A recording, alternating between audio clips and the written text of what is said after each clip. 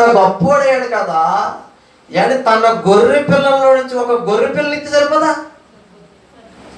రాజుగారికి ఏమన్నా కొద్దువమ్మా? ఒక్క గొర్రె పిల్ల కోసం కక్కుర్తుపడి రాజ్యాన్ని, కిరీటాన్ని, చెప్పాలి దేవుని కృపను, దేవుని ఆత్మను, అభిషేకాన్ని పోగొట్టుకున్నాడు. చూసారా ఎంత కర్మ వచ్చింది. రెండోది ఏంటంటే, అప్పుడు దాకా చూసావు కదా దైవుడు వస్తాడని, ఇంకొక కాసేపు అందులో సమయాలు అబద్ధం చెప్తాడా? ఆయన ఏమన్నా వస్తాను ఖచ్చితంగా బలులు అర్పిస్తానన్నాడు. ఆయన వచ్చేదాకా ఎదురు చూడకుండా నాకు అభిషేకం ఉంది కదా అని బలి అర్పించేశాడు. నీ అభిషేకం ఏంటి? రాజు అభిషేకం. సౌలు అభిషేకం ఏంటమ్మా? రాజు అభిషేకం.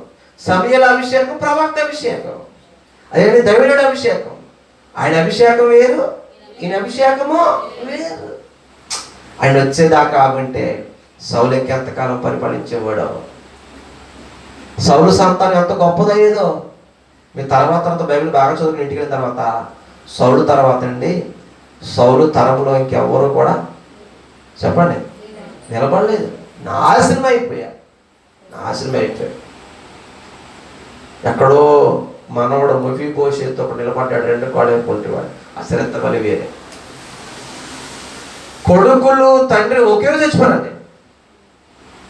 సౌలు రాజు, సౌలు కొడుకులు ఒకే రోజు చచ్చిపోయారంటే ఎట్లా? కేవలము దేవుని కృపను పోగొట్టుకొని. దేవుని కృప ఎందుకు పోయిందంటే ఒకటే అవిధేయత. దేవుని మాట ఒకటి చెప్తే ఈయన ఒకటి చేశాడు. రెండోది దైవజనుడు ఒకటి చెప్తే ఈయన ఒకటి చేశాడు. దేవుడు మంచోడే, సమయల ప్రవక్త మంచోడు. ఇతనే యాండి సొంత జ్ఞానాన్ని, బలాన్ని, రాజరికాన్ని, తెలివిని నమ్ముకొని యాండి దెబ్బతినేసాడు, నష్టపోయాడు. చివరికి యాండి రాజ్యము, కుటుంబము అన్ని పతనం అయిపోయాయి, నాశనం అయిపోయాడు. సౌలుకు దూరం అయిపోయిన కృప అంట దావీదుకి ఇచ్చాడంట. ఎవరికి ఇచ్చాడంట? దావీదుకి ఇచ్చాడంట. బైబిల్లో ఉంటుంది, దేవుడు అంట దావీదుకి శాశ్వతమైన కృప చూపించడంట. దేవుడి స్తోత్రం.